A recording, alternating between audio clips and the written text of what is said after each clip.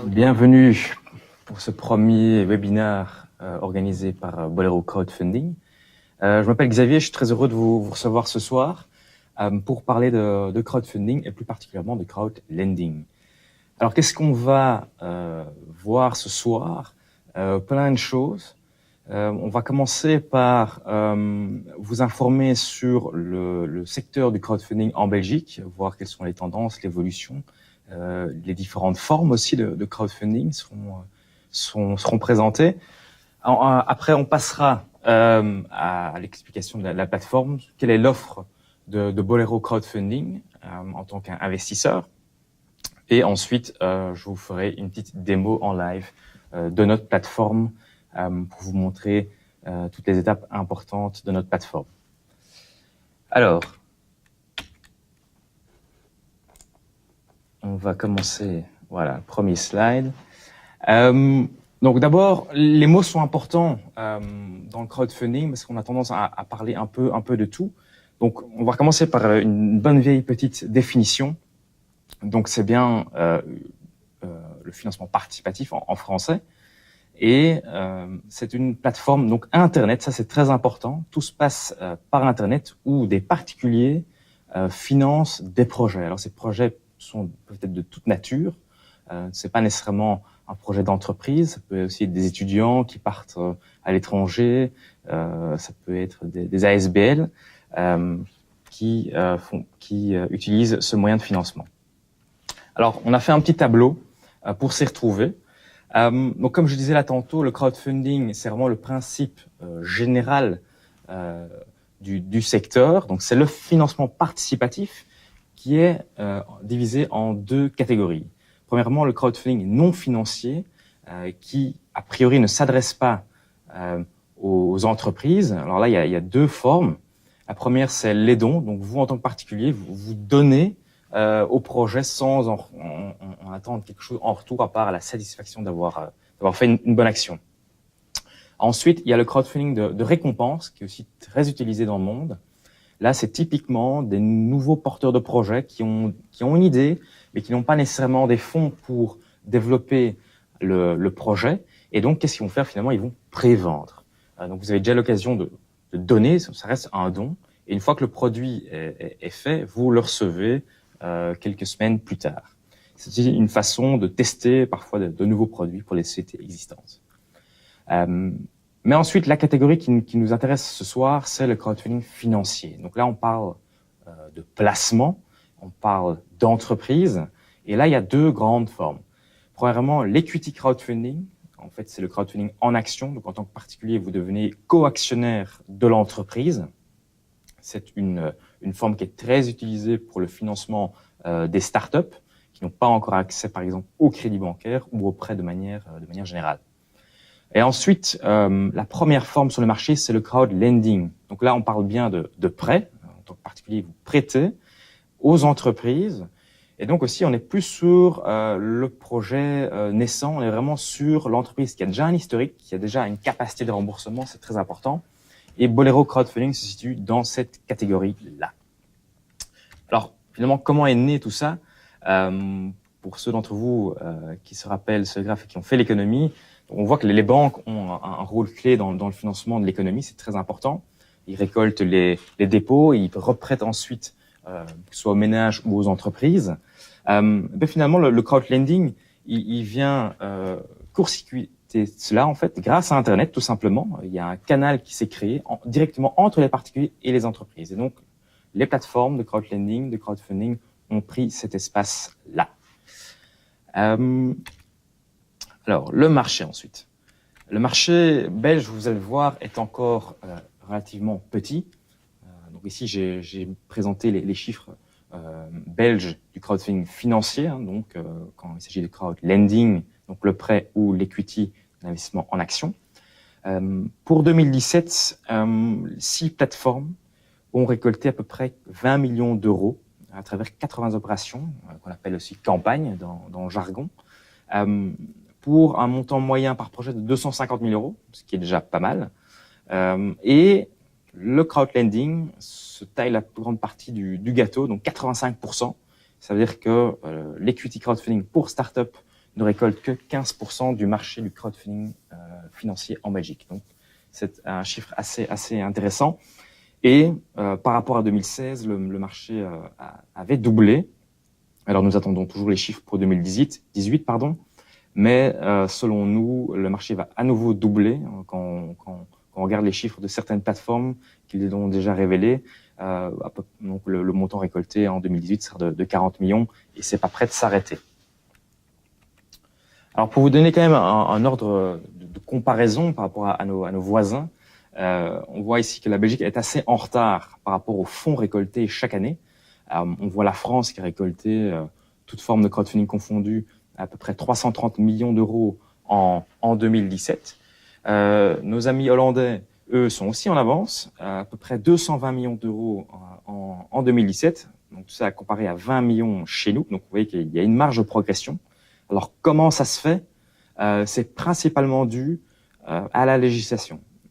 Les entreprises en Belgique étaient assez limitées dans les montants qu'elles pouvaient récolter par les plateformes.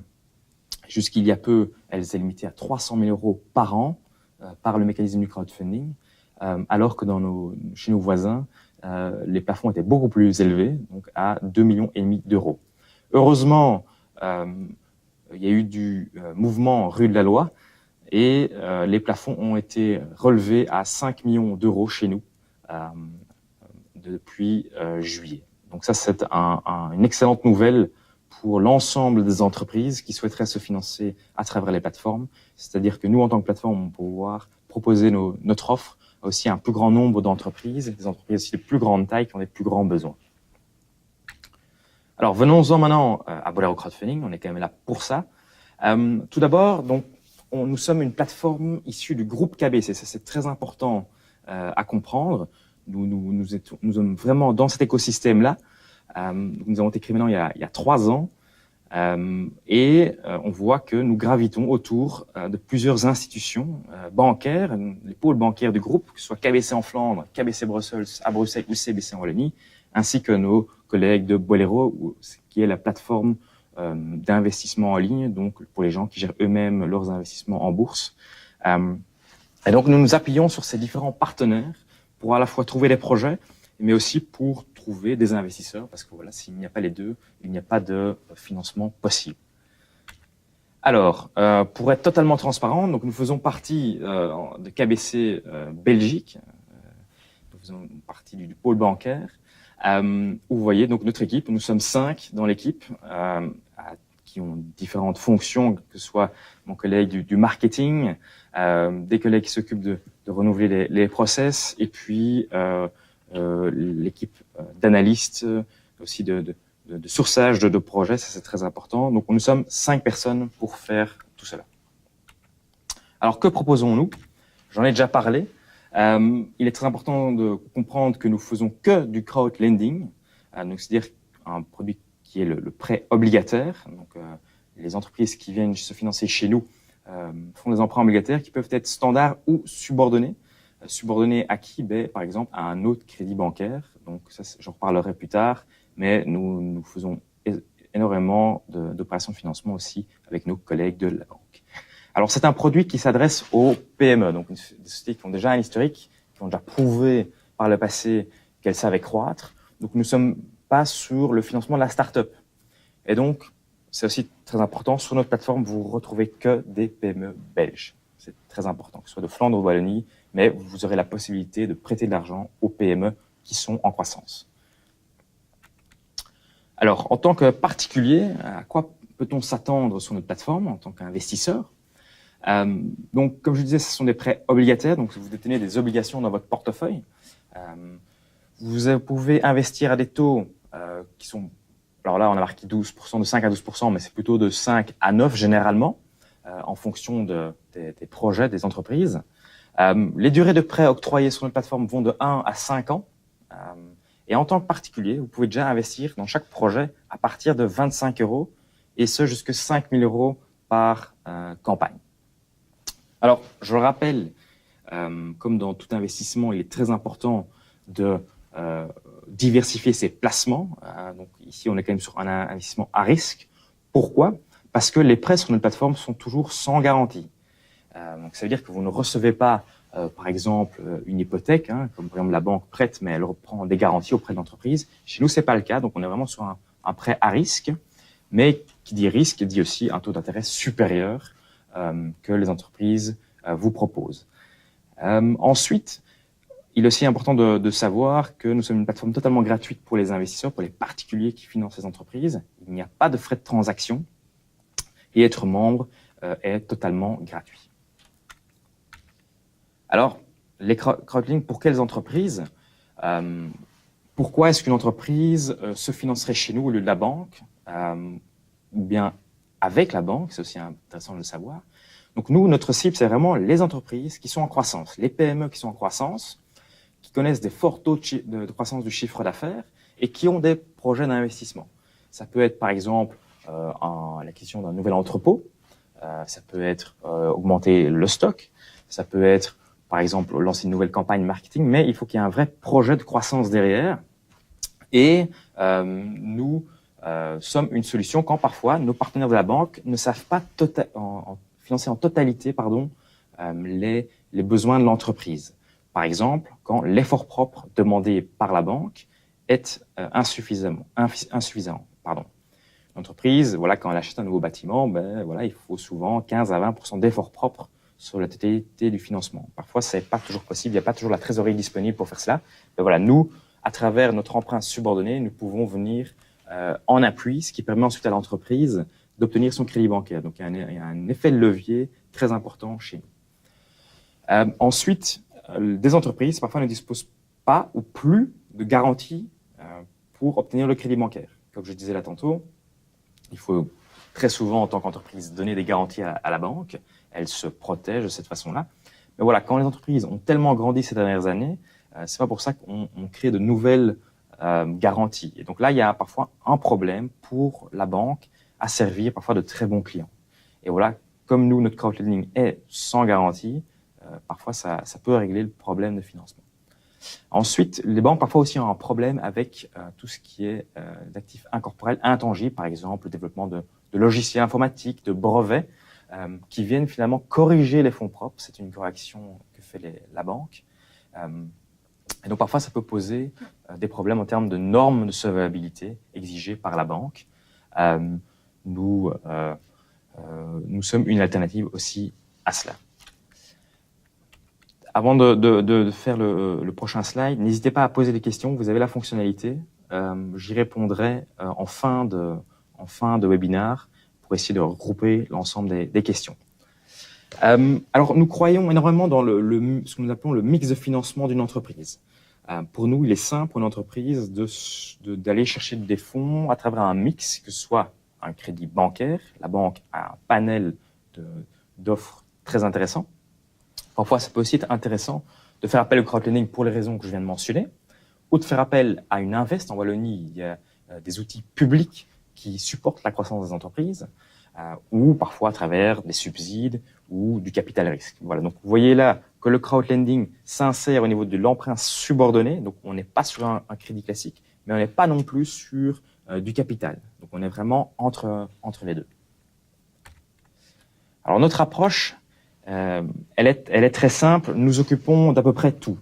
C'est-à-dire qu'une entreprise qui introduit une demande sur notre plateforme, elle passe une analyse financière rigoureuse. Ça, c'est notre rôle de screener ces sociétés. Donc, on va demander les derniers bilans, le plan financier. Nous allons rencontrer l'entreprise. Nous nous rendons toujours sur place. Ça, c'est très important. Nous devons avoir confiance dans le management pour ensuite pouvoir proposer l'entreprise à l'investissement sur notre plateforme. Une fois qu'il y a eu la sélection, nous accompagnons l'entreprise dans la préparation du dossier d'investissement qui vous sera proposé. Donc, il y a un coaching, aussi une vérification des données mises sur la plateforme, ainsi qu'un suivi administratif pour l'entreprise. Jusqu'à la mise en ligne de la campagne, qui se fait finalement assez rapidement. Nous touchons notre communauté de 30 000 membres actuellement en Belgique à travers des campagnes de mailing, ce qui permet de récolter les investissements.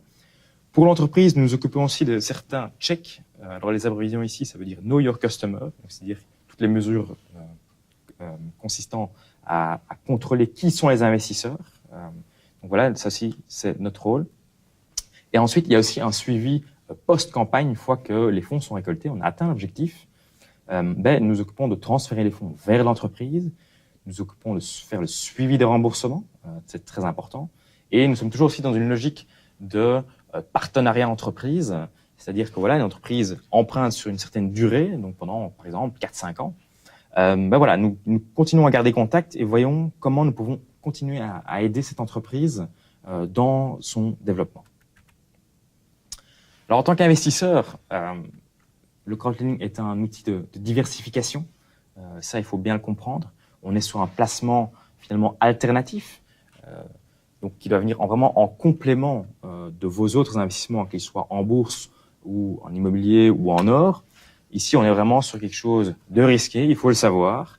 Donc, il faut investir que de l'argent qu'on peut éventuellement perdre. C'est un outil de diversification. Pourquoi? Tout simplement parce que le crowdlending est quasiment l'unique façon pour un investisseur de s'exposer à une classe d'actifs qui sont les PME belges en croissance. Je veux dire, en bourse, il y a très peu de PME. Il n'y a pas beaucoup d'autres moyens d'investir, de prêter son argent à une PME, que ce soit en Flandre, à Bruxelles ou en Wallonie. Forcément, nos investisseurs sont ceux qui sont à la recherche de rendement pour leur placement. Ça, c'est très important. Et comme je le répète, ça reste du capital risque, ça reste du prêt à risque. Il ne faut pas l'oublier. Donc, il faut diversifier, je le répète. Alors, nous allons tout de suite passer à la démo de notre plateforme. Hop, je vais nous connecter. Donc, voilà. Donc là, c'est vraiment la deuxième partie de ce webinaire. Donc, très simplement, vous pouvez même le faire en live avec moi. Allez sur bolero-crowdfunding.be et vous attirez ici sur notre page d'accueil.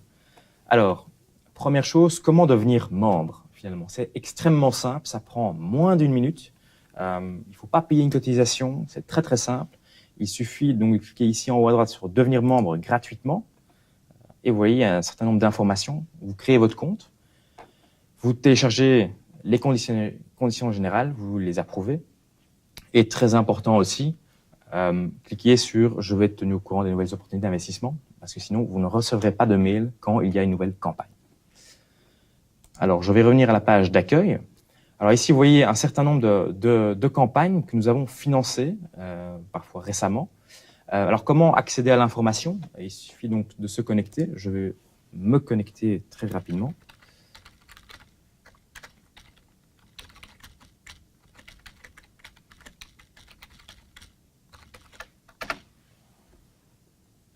Voilà. Alors, on va tout de suite montrer quelques exemples de campagnes et à quoi ressemble un dossier d'investissement qui est envoyé à nos investisseurs. Donc, vous voyez ici, c'est une entreprise flamande qui est active dans le secteur des échafaudages.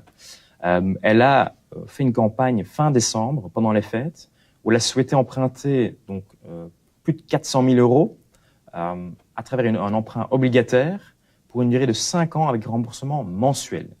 Là aussi, les entreprises ont, il y a un choix. Vous allez trouver des placements, donc, comme je disais, de près de 1 à 5 ans, mais aussi des remboursements qui peuvent parfois être mensuels, parfois trimestriels, parfois annuels, ou parfois il y a le crédit bullet où vous touchez votre investissement en fin de prêt.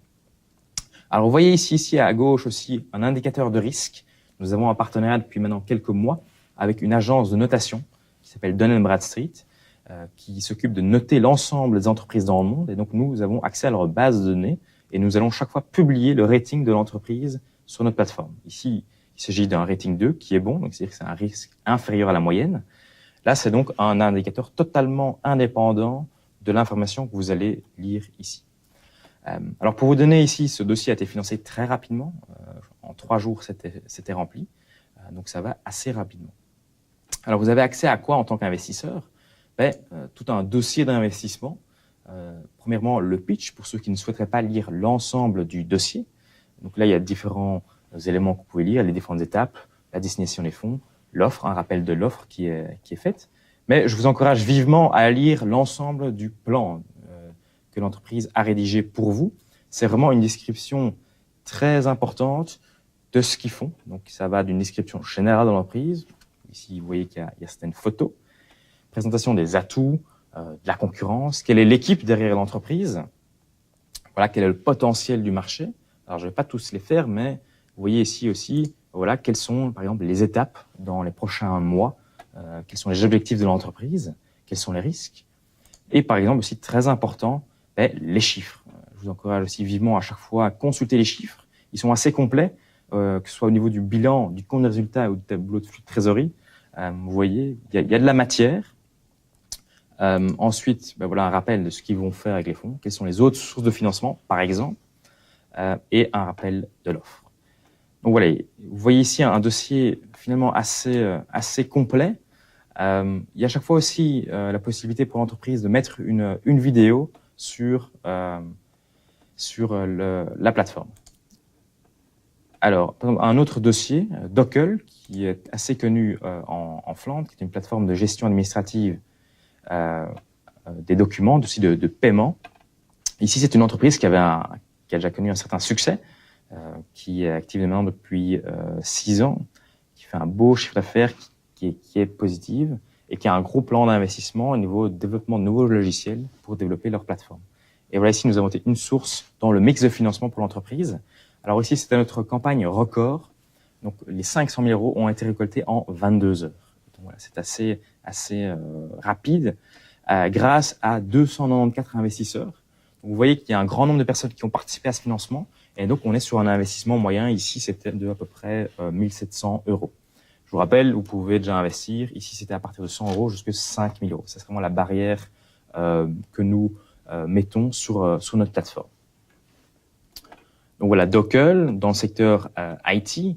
Il y a eu aussi ICT, qui est dans le secteur de la consultance pour le secteur hospitalier. Donc vous voyez à la fois des services, des produits, des sociétés en B2B ou en B2C. Donc il y aura vraiment de tout sur notre plateforme. Alors je vais aussi vous montrer encore aussi votre espace.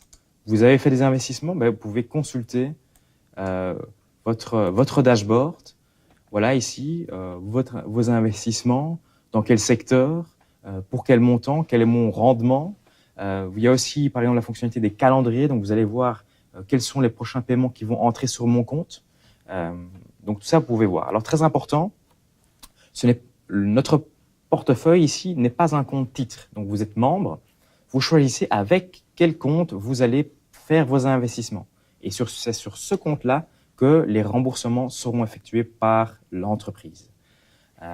Donc ça, c'est très important à savoir. Donc à la différence d'un Bolero, où là, effectivement, c'est un compte titre. Et donc, vous voyez bien que les plateformes sont séparées. C'est pas parce que, par exemple, vous êtes client en Bolero que vous êtes automatiquement membre chez nous. Non, c'est totalement séparé. Il y a aussi forcément votre profil, vous pouvez modifier à chaque instant, il n'y a aucun souci avec ça. Donc voilà, ici j'ai montré la plupart des fonctionnalités. Alors avant de passer aux questions, je peux déjà vous dire que nous allons lancer ce mercredi une nouvelle campagne pour une entreprise active dans le secteur de l'horlogerie de luxe. Voilà, mais je vous en dis pas plus. Je vous conseille vivement de vous faire membre. Comme ça, vous êtes tenu au courant des opportunités et vous recevrez un mail mercredi pour la nouvelle campagne. Alors, je vois qu'il y a quelques questions. Si vous en avez encore, n'hésitez pas à les poser. Alors, ici, une première question. Donc, quand pensez-vous élever le plafond de 5 000 € par personne? Alors, c'est une bonne question. Donc, c'est un plafond qui nous a été imposé par le groupe KBC. Le plafond, il va être relevé.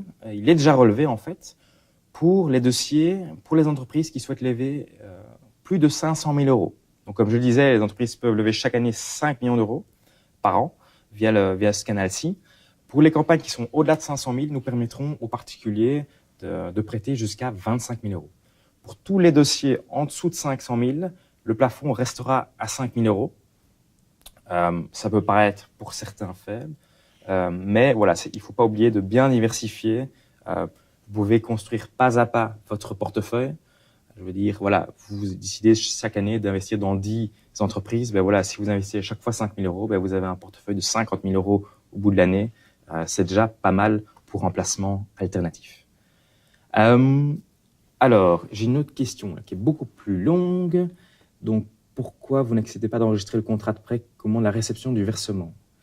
ça privilégie fortement les clients KBC et CBC, car ceci peut faire un paiement immédiat. Oui, effectivement, il y a plusieurs façons d'investir. Vous pouvez choisir la fonctionnalité de virement bancaire classique. Voilà, vous pouvez le faire, mais ça prendra parfois quelques jours selon la banque. Si par exemple vous décidez d'investir avec votre compte BNP, Argenta, peu importe. Il y a la fonctionnalité KBC CBC Touch, donc ça c'est un virement en ligne instantané. Effectivement, si vous avez un compte KBC ou CBC, il y a un léger avantage, je vous le concède. Si vous n'avez pas de compte KBC ou CBC, je vous encourage vivement alors de payer par carte de crédit, que ce soit Visa par exemple. Il n'y a plus de frais de transaction, donc ça c'est très important.